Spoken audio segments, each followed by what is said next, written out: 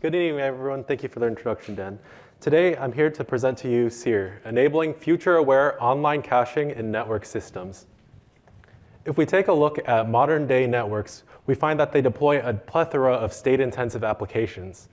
Some of these applications might include network monitoring, load balancing, virtual switching, edge caching, network address translation, firewalls, and receive-side TCP processing. Each of these applications requires a large amount of memory to maintain their state, typically in the range of 300 to 600 megabyte tables. At the same time, these same applications are facing performance pressures coming from the network. 100 gigabit per second links leave these packet processors 100 nanoseconds or less between packets to perform all necessary processing. This means they must perform millions of packet operations every single second. Wherever we find high-speed applications, we also end up finding high-speed memory because we don't want to end up bogging down the performance of the entire network with slow access memory latency. This means that these state demands and these performance demands end up being in conflict with one another because it's expensive and difficult to maintain a large amount of high-speed memory. If we take, for example, a network address translation application, which must maintain hundreds of megabytes or even a few gigabytes of state, we might start by thinking that DRAM would be an acceptable solution. However, DRAM's slow memory access latency would make it unable to keep up with the hundreds of gigabits per second or even terabits per second line rate of the network. To resolve this, these applications would likely implement a cache to allow it to continue using its high capacity memory without violating the high performance requirements of the network. This leads us to conclude that high-speed, state-intensive network applications require efficient caching. Now let's take a look at the current state of practice caching algorithms and see why they all fall short of the ideal case. Here we simulated 5 traditional caching heuristics and compared them against the optimal online caching algorithm, Bellotti. And what we found is that every single one falls short in terms of performance by significant margin, with performance ranging from 2 to 3 times worse. The reason for this is Bellotti is an offline caching algorithm. What this means is it has knowledge of not only every cache access that has happened in the past, but also every access that will happen in the future. There are some ML-based solutions that attempt to emulate Bellotti's algorithm. However, they're prone to mispredictions, and their accuracy is highly dependent on past training data, making them susceptible to sudden changes in access patterns. This leads us to conclude that there's a fundamental performance gap caused by Bellotti's knowledge of future state accesses, which allows it to make optimal caching decisions. In contrast, traditional online caching algorithms lack accurate awareness of future state accesses. This leaves us with this key research question. How can we realize future-aware caching accurately in a practical online setting? What we find is that although traditional online caching algorithms assume that future awareness is challenging, our key insight is that the network setting presents us with some unique opportunities to provide very accurate knowledge of future state accesses. You'll see how we accomplish this soon. Our first insight relates to the way that these state applications perform header-based state indexing. What this means is these applications will typically store their states in memory based on some combination of header fields. In our example here, our application is trying to maintain some sort of per-flow state. In order to accomplish this, it extracts some packet headers, such as a 5-tuple, and sends them as the input to a hash function. It's the output of this hash function that's used to index these states in memory. This state index is always a small number of bits, typically in the range of 16 to 20 bits. This is our first takeaway, that state access indices are carried in incoming packet headers and can be encoded using a small number of bits. Now let's take a look at where the opportunity to learn about future accesses come from. At any given time within the network, packets are experiencing queuing delay. And while these packets are waiting in their queues to be forwarded, we can put that delay to good use by forwarding their state access index information to the relevant caches ahead of schedule. This allows these caches to make decisions upon the states that these packets would access before the packet has even had time to be forwarded to them. This is our second takeaway, that we can leverage delays in the network to forward state index information in advance. Now we're left with the problem of determining where these notifications come from. If we take a look again at the optimal caching algorithm Bellotti, we find that it heavily relies on having accurate information of future state access times. And each packet's state access time is directly correlated with its time of arrival. The problem that arises from this is that predicting a packet's time of arrival across many hops is very challenging. If you look at our example here, our receive-side TCP processing application wishes to learn about the state carried by the teal packet on the left. This teal packet will need to pass through a large number of queues in order to reach its destination, and trying to predict how much queuing delay that packet will experience in each of these queues is very challenging. To make things even more complicated, the packet may even be dropped on its way to its destination. All this coalesces into a problem where multi-hop notification provides inaccurate estimation of future state access time, which is information the optimal algorithm Bellotti heavily relies on. Instead, what we do is we restrict notifications to only be passed by directly connected neighbors. This allows us to provide perfectly accurate estimates of future state access time. Let's hop into an example to see how that's done. Here, we have our target node running a state-intensive application. Our neighbor node wishes to inform it about the state carried in the teal packet P0. Our packet in question has a size of P bytes, and there are B bytes queued in front of it. Each of these packets are going to be queued in order along the link at a fixed link rate of L with a propagation delay of epsilon. Using all of this information, we can provide a very perfectly accurate estimate of the time that the packet will arrive by adding together its transmission delay with its queuing delay and its propagation delay. What that ends up totaling to is P, the size of our packet, plus B, the bytes queued in front of it, divided by the link speed plus the propagation delay. This is our fourth takeaway, that directly connected neighbors are the ideal notifiers because they can provide perfectly accurate estimates of future state access times. That was a lot of things to go over, so let's take a moment to put it all together. The first thing we saw is that state access indices are carried in incoming packet headers and can be encoded using a small number of bits. The second thing we saw is that we can leverage delays in the network to forward their state index information to the caches in advance. The last thing we saw is that directly connected neighbors are the ideal notifiers because they provide perfectly accurate estimates of future state access times. All that's left now is to combine these insights into a holistic design that realizes them. For that, we introduce Seer, a future-aware online caching system. Seer consists of three components. First is a low-overhead protocol for future state access notification. Second is a future-aware cache manager. And third, all of this is done using a fast hardware implementation. Let's hop into each of these one by one to see how they tick. First up is our protocol for future state access notification. We find that we should carry the packet's state access index and future time of arrival in its notifications. The naive solution to this might be to use control packets.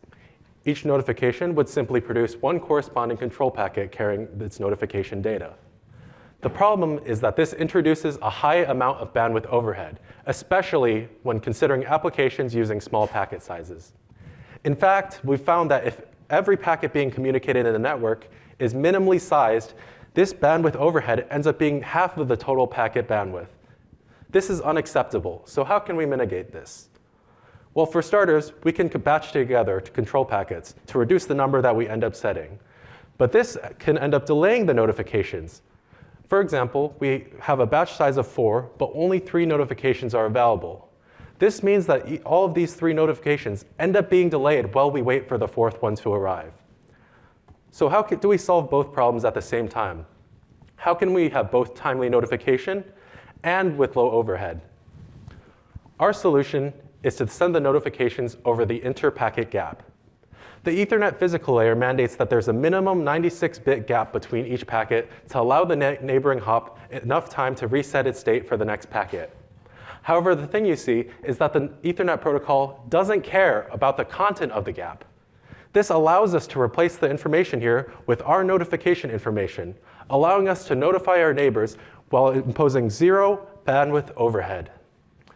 There is a limitation of the interpacket gap that should be noted, which is that due to its small size, we're limited in the rate at which we can send these notifications. We resolve this using opportunistic batching. What this means is under normal circumstances, we just send our notifications over the IPG. It's only when we find we've received a large amount of notifications at once that we start considering batching together control packets. To that end, we define a configurable parameter m, which serves as this threshold.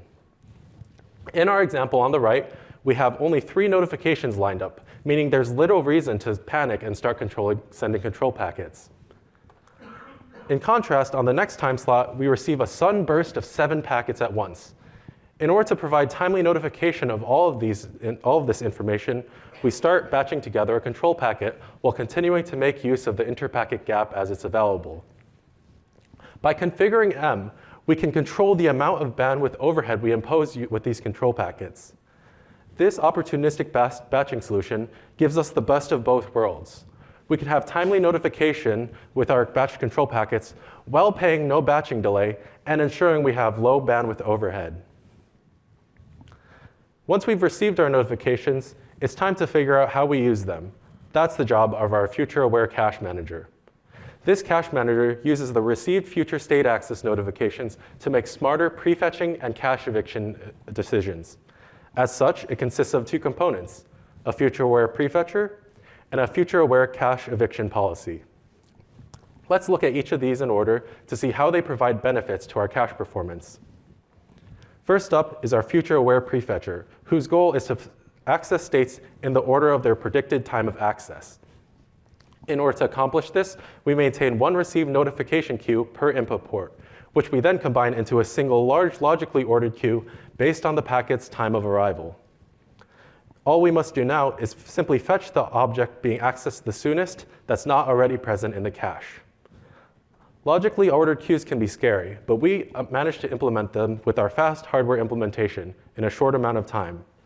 In particular, the amount of processing time it takes for each prefetch is 1 plus the log of the number of ports plus the cache set size in clock cycles.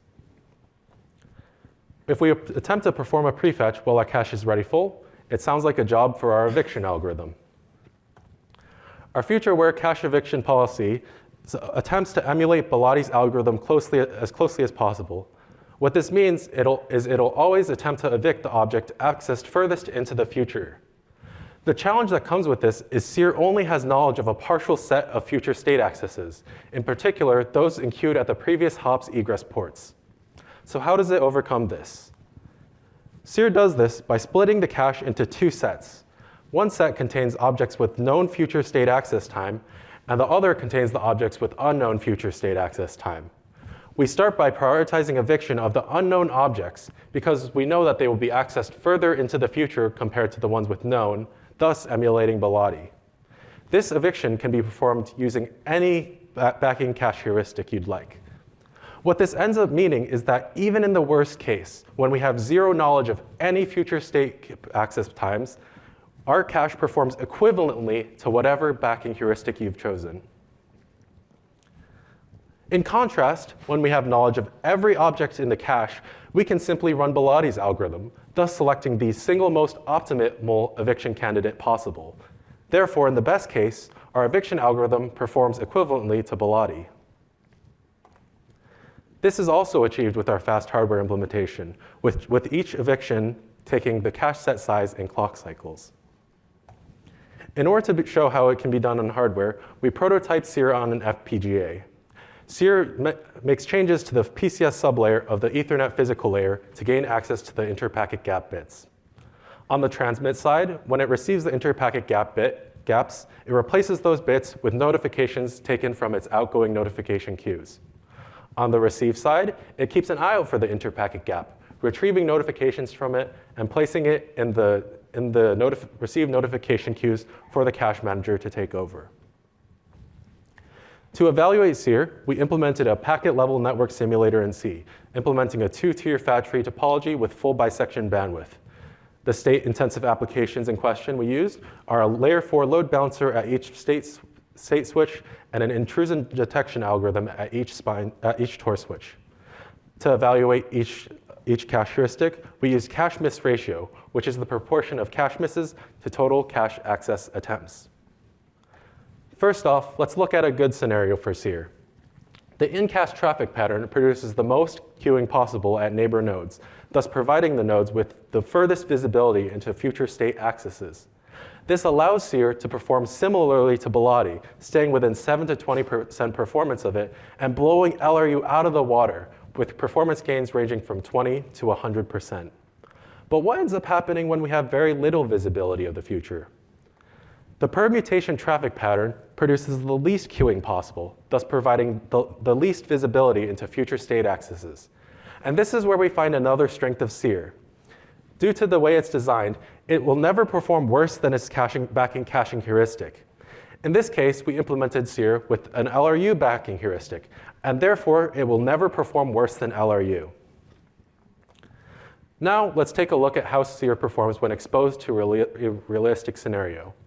To that end, we exposed it to a web search workload, which is representative of a realistic data center network workload with a heavy tiled flow size distribution. In this scenario, compared to every traditional caching heuristic, it had a significantly reduced cache miss ratio, with performance gains ranging from 60 to 180%. These benefits aren't only to our cache miss ratio either, as we've shown that they also reduce our flow completion time significantly, with gains ranging from 25 to 75% compared to LRU. In conclusion, Seer enables future-aware online caching in a network system. In order to accomplish this, it makes 3 key technical contributions. First is a low-overhead protocol for future state access notification.